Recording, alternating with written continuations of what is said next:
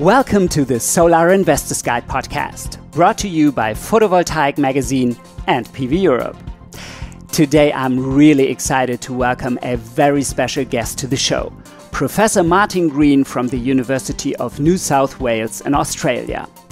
Back in 1974, he founded one of the very first research groups dedicated to photovoltaics, and his work basically laid the foundation for today's global solar industry.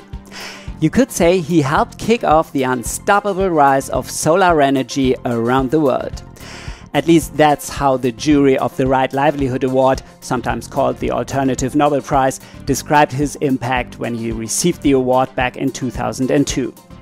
Martin and his team set numerous efficiency records, and they invented not only the PERC cells, which ended up being used in more than 80% of all PV modules worldwide, but also the TOPCon technology, which is now taken over as the next generation.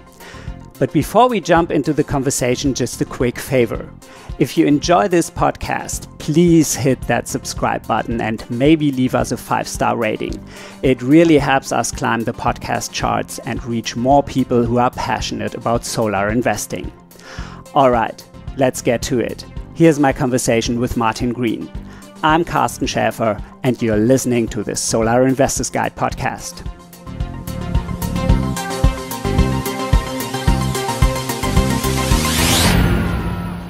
Hi, Martin. Welcome to the Solar Investors Guide podcast.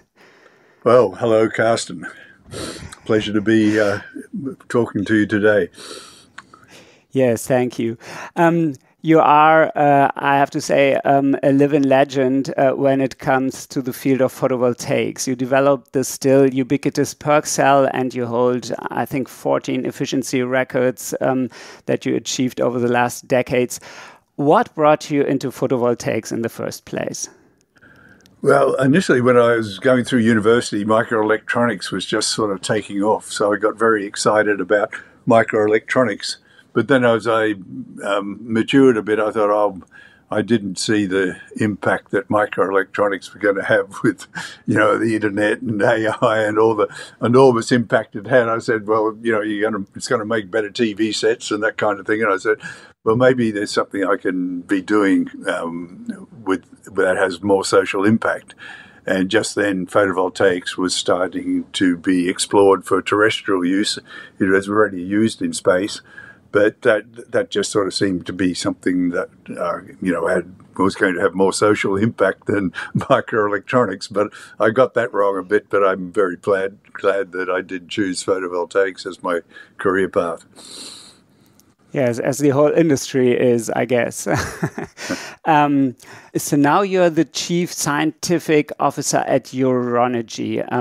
How did that happen?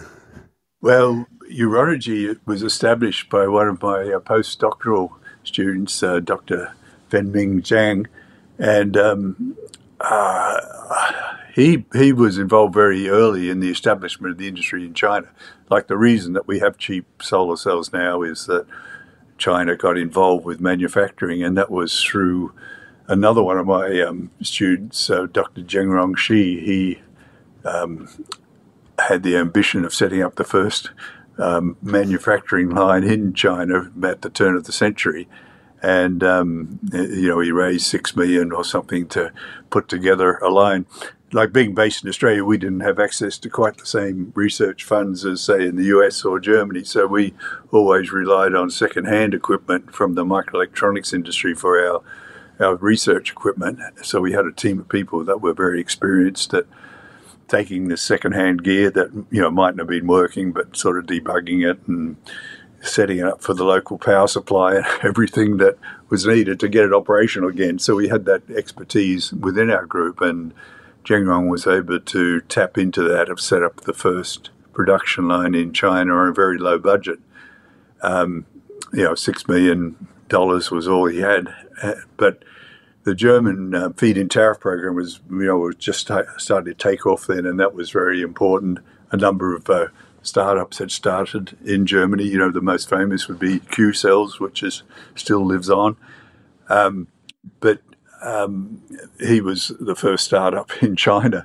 But the German and program... that was the Sorry, that was the beginning of Suntec, I guess. Yeah, that was Suntec, the company that he set up. And, you know, I was there to cut the ribbon on the opening day, and everything was a really big event, but I did not realise quite the impact that Suntec was going to have, because he was able to sell into the German program. So the thing that was important about that program in terms of the development of the photovoltaic industry is it was open to all comers, unlike, you know, like the programs in China now, for example. I don't think you'd have much chance of tapping into that unless you were manufacturing in China. But yeah, he managed to sell there. He actually teamed up with German company Solar World, and they were actually marketing his product in Germany as Solar World product and so on. So that was a really big order that really established his company, you know, because like he was being helped by members of my team, including Dr. Zhang, who was one of the co-founders of Suntec back then. Mm-hmm. And then some of the technical people that understood how to get equipment, you know, second-hand equipment operating and so on, which he needed to purchase with his limited budget. But then from the profits he was making from selling it to Germany, he was able to build up his manufacturing capacities.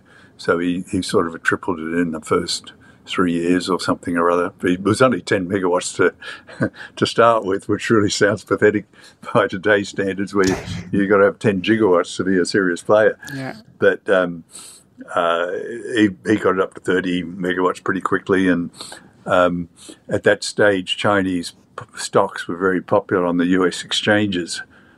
So there had been some listings, mainly of state-owned companies, but some of the US investment banks noticed how well he was doing, and Morgan Stanley and Goldman Sachs, you know, two of the big US investment banks, approached him about his management buyout of his original Chinese investors. So that $6 million came from, like he tried to get funding all over China, but someone knew someone in the Wuxi government. So Wuxi's a tiny city of 10 million or something west of Shanghai.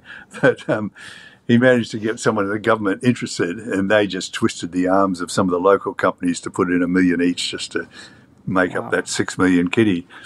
So they'd more or less kissed that 1 million goodbye, because they didn't have much confidence in this young startup.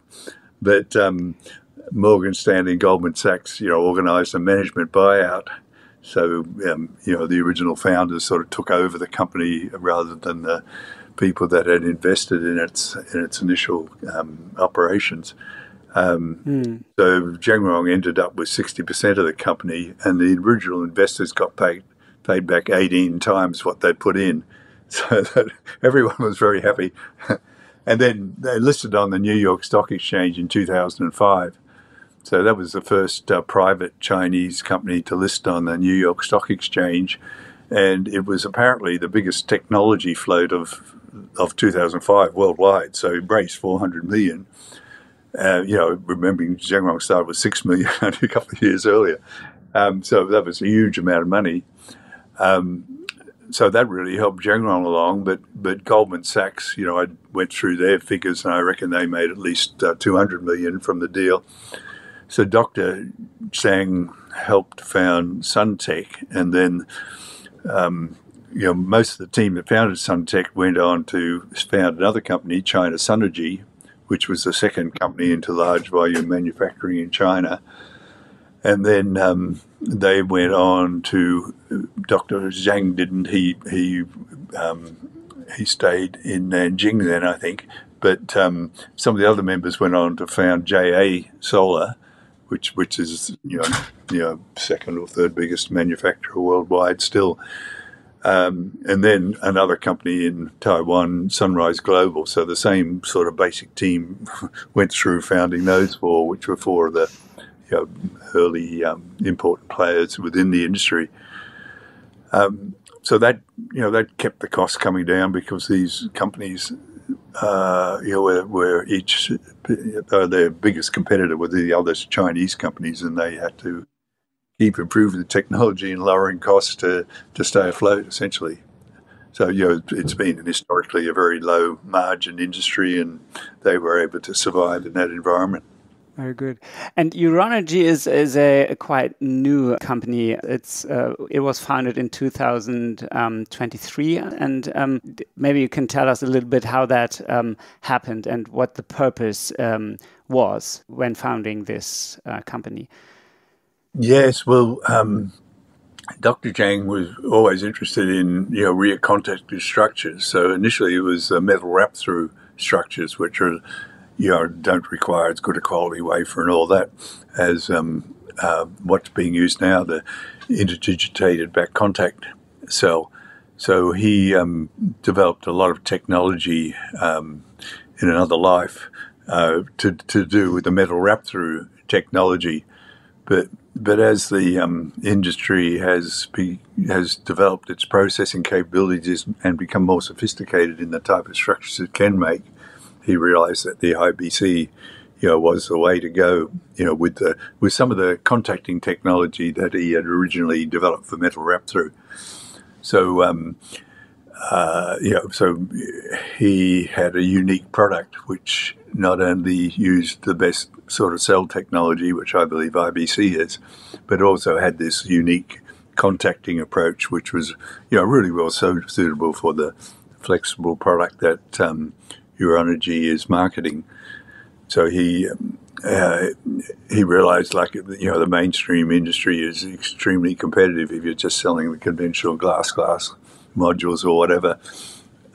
Very hard to operate profitably. I think very few companies have been profitable over the last year or so in that area. But he realized with the flexible product, it had other advantages, and there's more opportunity to operate a company profitable, and particularly in Europe, where he was interested in operating. So that's the genesis of Euronergy, just combining the best cell technology, which is probably together with the best contacting technology that's on the market, as well as having the flexible product. All right. And these cells and modules, as you said, they are flexible, but apart from that, what makes them stand out? Well, it's the way that contacting is done. Like with flexible, you have to pay particular attention to the contacting because it's put under more pressure if you're going to allow the module to bend more than the standard modules do. But the technology used in the Euronergy product has a copper sheet at the rear of the module, and all the contacting is done via that sheet, so that it's a different way of contacting than normally. There's just ribbons that contact the cells, and with a standard cell, it goes from the front of one cell to the back of the cell after, and the metal, of course, has different flexibility and expansion coefficients and everything from the cell, so you can generate a lot of stress with that type of connection. But with the Euronergy product, it's just sort of point contacts over the back surface of the cell, and you've got this layered contacting structure that's a lot different from what other manufacturers are using. All right, and that leads to a higher durability, or what is the outcome of this contacting technology? Yeah, I think durability is one aspect, and then using the IBC technology means you've also using the highest efficiency cell technology that I think the industry is capable of. So you have the combination of the durability and the durability and the efficiency. So that's the two features of the technology, as well as the flexibility and lightweight, of course. And this contacting technology, I guess you call it PEC or PEC. That's something you developed with Euronergy, or where does it come from? Yeah, it's largely Dr. Zhang's work. I think he's a really experienced engineer. He worked as one of my postdocs way back in the 90s. And, he was always very innovative and so on, but he just had a lot of experience through, Suntech and Synergy and, I'm trying to remember some of the other names. Like he was involved in a series of startups and, all the issues that are involved with that and getting a reliable product onto the market. So I had a lot of experience in that area. So he just sort of conceived of this scheme as a way of contacting initially metal wrapped through devices and then sort of working through all the issues, in that field, and then, modifying what he'd done there for the IBC cell structures that he's using now. So, I can't claim too much credit for the ultimate structure apart from being able to endorse the fact that it is innovative, and just from a scientific point of view, you would expect it to be a lot more reliable than the traditional way of contacting the cells. All right. And how do you bring in your vast experience? I mean, as a chief scientific officer.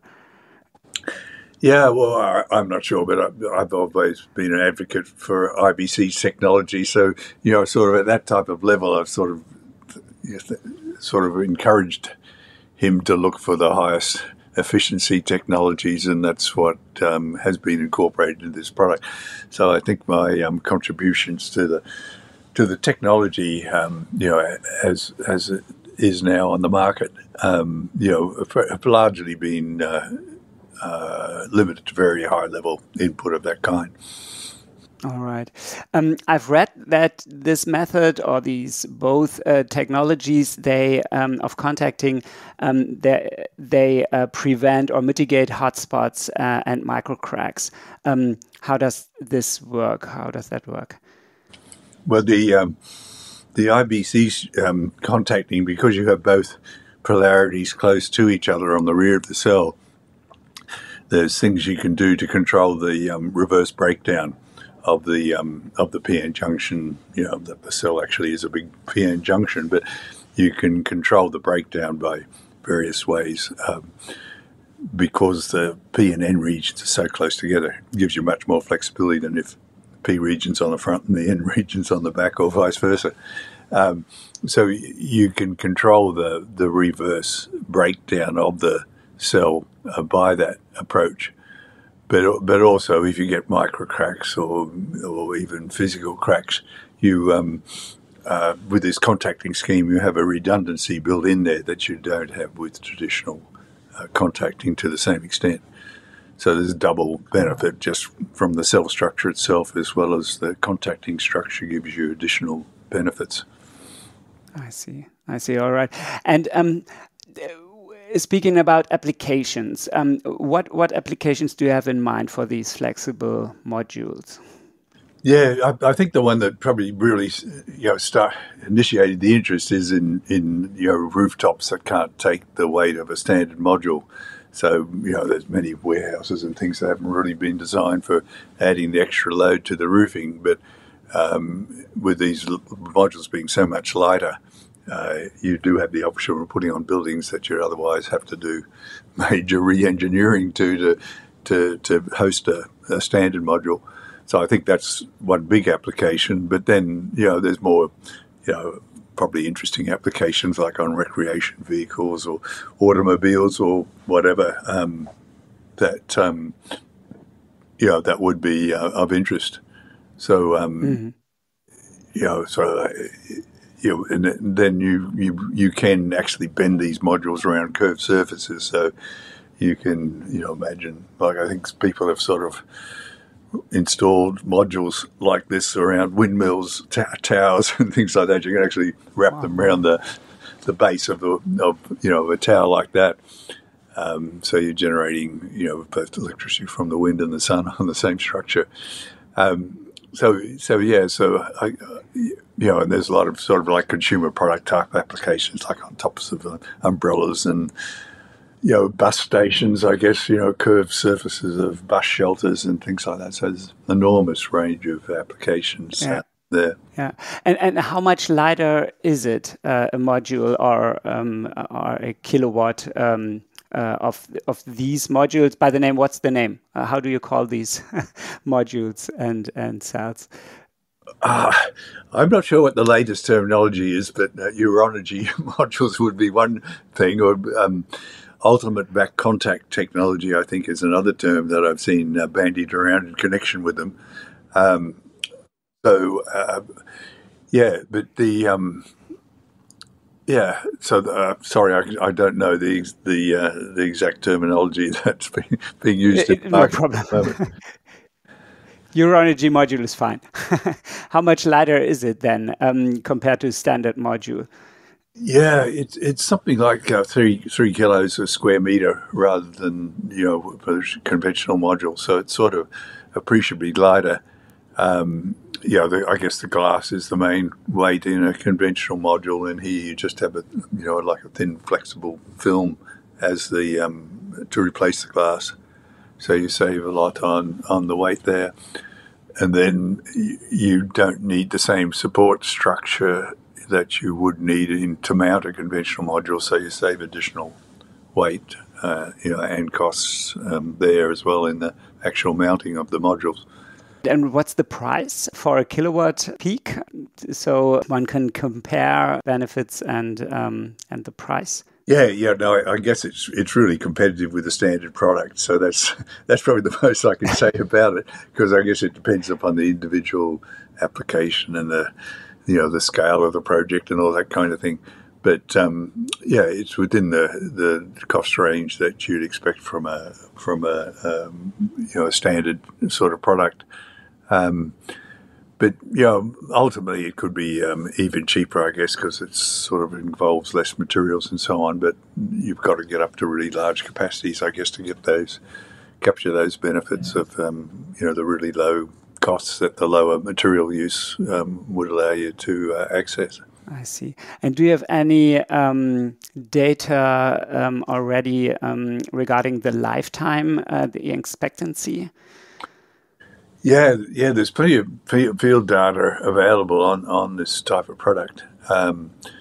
I haven't got access to the latest, and I'm not sure of what the warranty being offered on the product is now. But I imagine it's competitive with the standard product. The 25-year, 80% sort of warranty. The technology would certainly be capable of that. So I imagine that would be the minimum spec for the reliability of the product. All right, and there are also modules, colored modules available. Do you think that these will be a breakthrough for building facades, because modules on building facades are still not very common? Yes. So it's sort of I guess there's many attempts to market coloured modules. Like I've been involved in photovoltaics for decades, 50 years now. But and several companies have tried to market coloured modules over that period.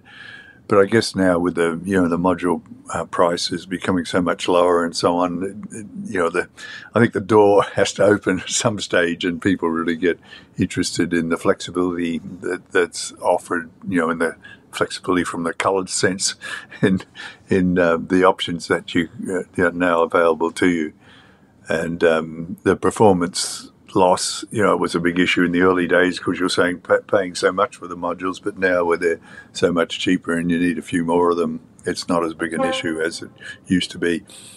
So the coloured module in the past has been a difficult one to access, but the gates got to open at some stage, and when the costs reach the right level for that to be an attractive option.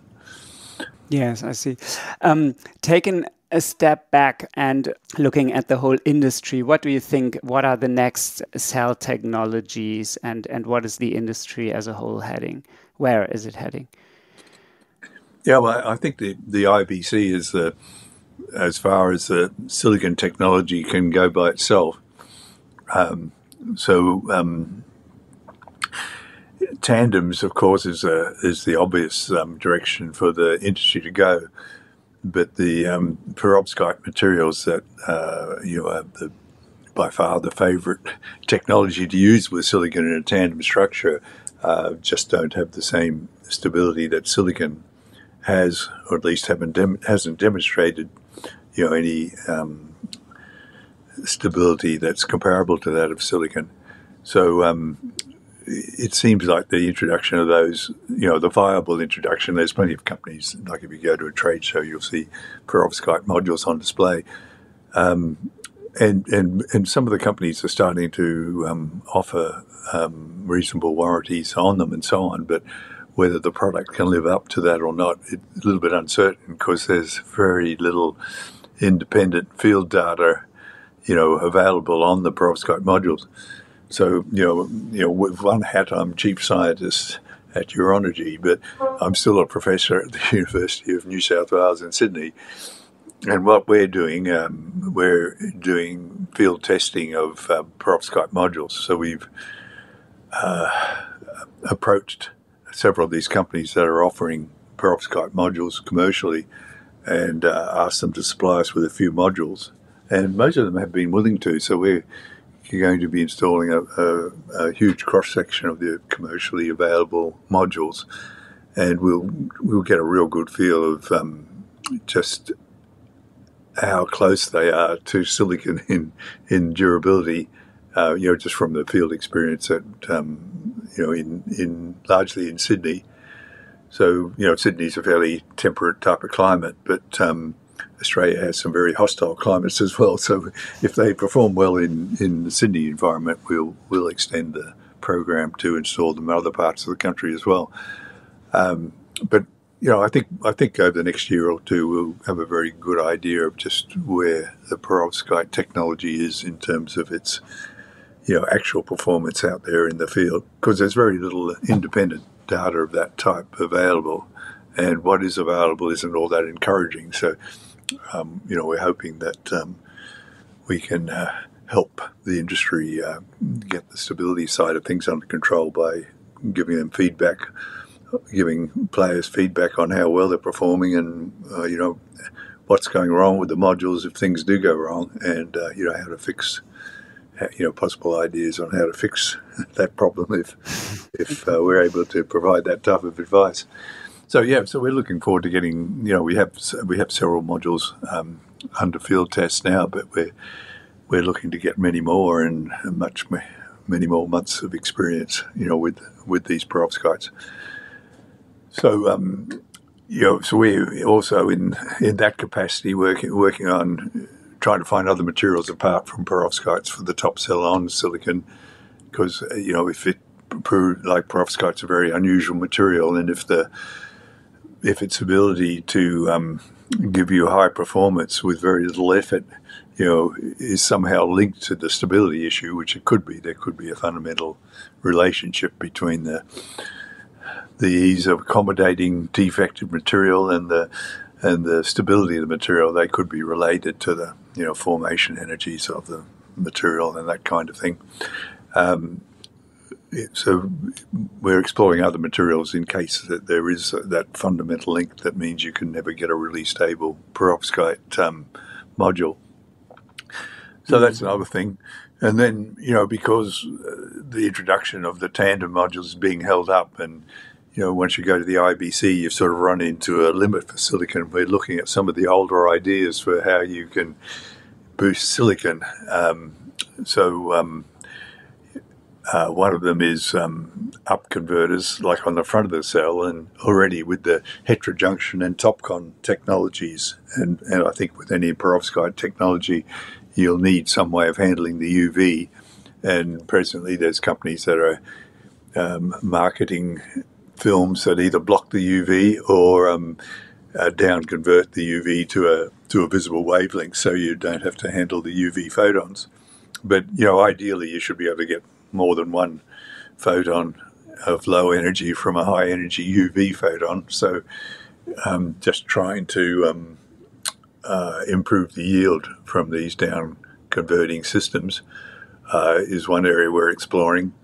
And then, at the rear of the cell, you can use an up converter to capture the the low energy photons that the normal cell material can't capture. You can arrange to capture those low energy photons and bump the energy up by combining, two photons and so on. And that up conversion, we've had some recent ideas on that we think are quite practical. So we think we can get quite a significant boost, something like a 10% relative boost from silicon with a up converter using some of the ideas that we're been thinking about and are starting to work experimentally on. So that waiting for a tandem to come along, whether it's how to improve the stability of the perovskites or another material to replace the perovskites, we're looking at these other options because we think the industry will be very keen to take up any option that gives them a advantage over their competitors. That's been the way the industry's gone, pushing to higher and higher efficiency. Right from the 90s, that's been a major push of the industry has been to go to higher and higher efficiency. And the PERC was one step, and TOPCon's another step, and maybe IBC's the next, and then supercharged IBC by up conversion or down conversion might be the next stage in evolution, unless we can get a tandem onto the market quite quickly. Yeah, great. I mean, that would be a really vast boost. How do you assess the not only the further development of photovoltaics, but also the role photovoltaics will play in the energy transition? Because in some places, it seems, for example, China, they install lots of photovoltaics, but also coal-powered plants. I mean, will this shift to some side, or what's your take on that? Yeah, no, I think, so in China now, I think this year solar will supply, 6 or 7% of the electricity for the country. But in Australia, it's up over 20% now, and I think it'll be over 50%, by the early 2030s.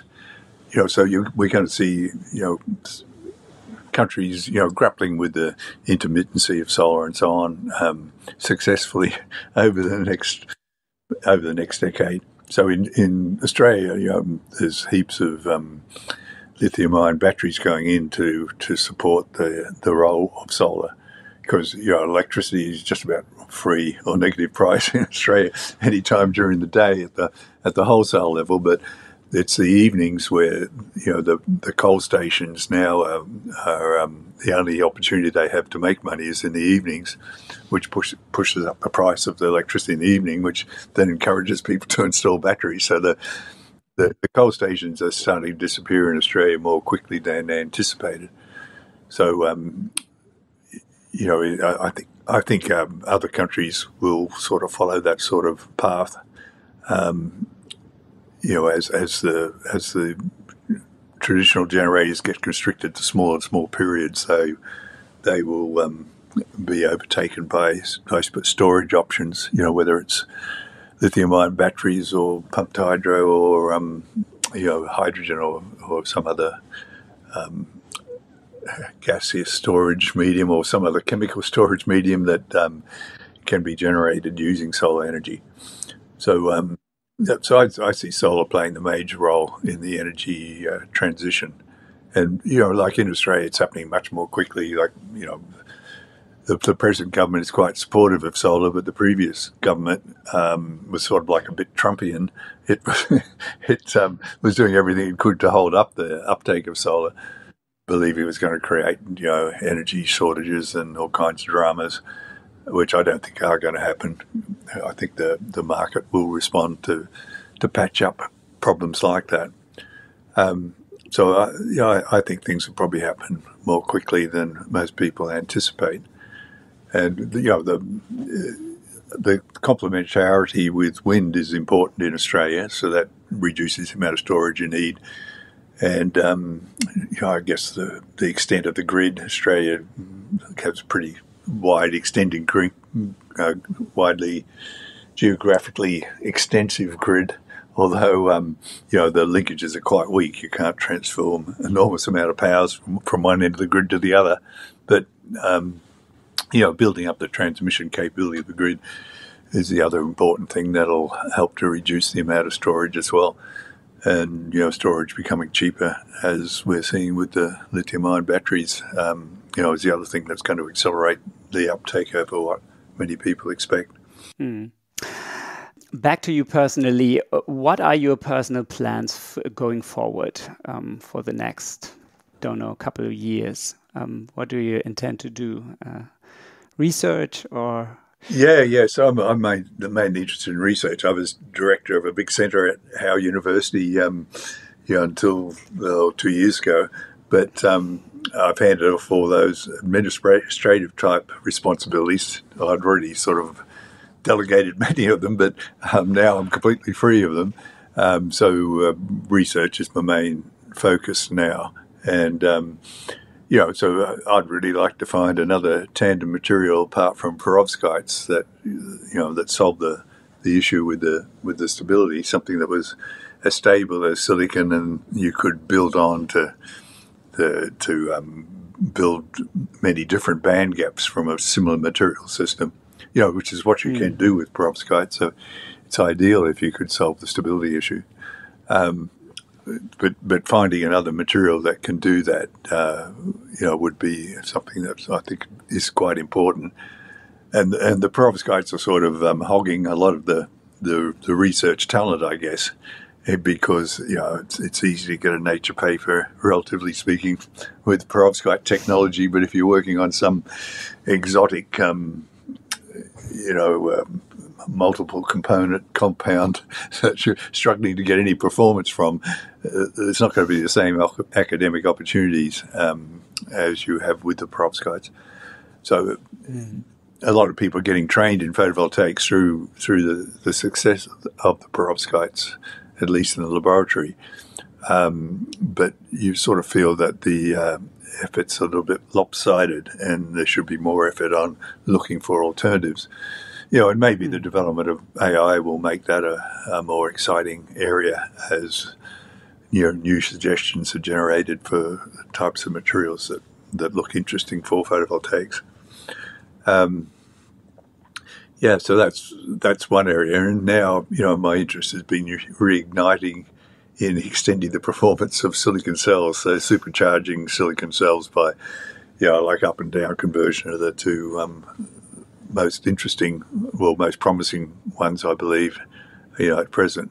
And, we're hoping to do something very useful in the up conversion area over the next 2 or 3 years. So it'll be quite quick if we're successful in what we're aiming to do. Fascinating. Martin, last question. You were awarded the Right Livelihood Award, also called the Alternative Nobel Prize for your outstanding work and contribution to the development of photovoltaics. Did that spark any political activism on your part? Yeah, I guess, I've always had the opportunity to express my views to a political audience. So, I've given several talks down at Parliament House down in Canberra to audience of politicians over the years. So, I've really concentrated more effort on my research than being a spokesperson, because there's many more people that are more effective at that than I would be, and willing to take that role on. That Right Livelihood Award was a really big honour. When you look at the curriculum vitae of many of the other people that have won it, and the really brave things that they've done to be recognised, that has resulted in them being recognised. I'm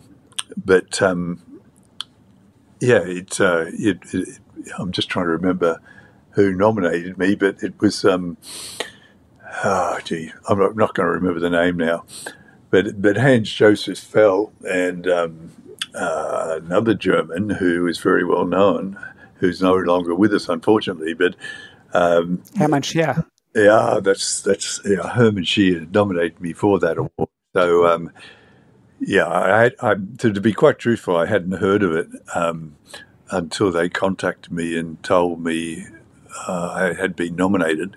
And when I found out it was Herman that had nominated me, I realised what an honour that was. So I was very pleased to accept it when they offered it to me. I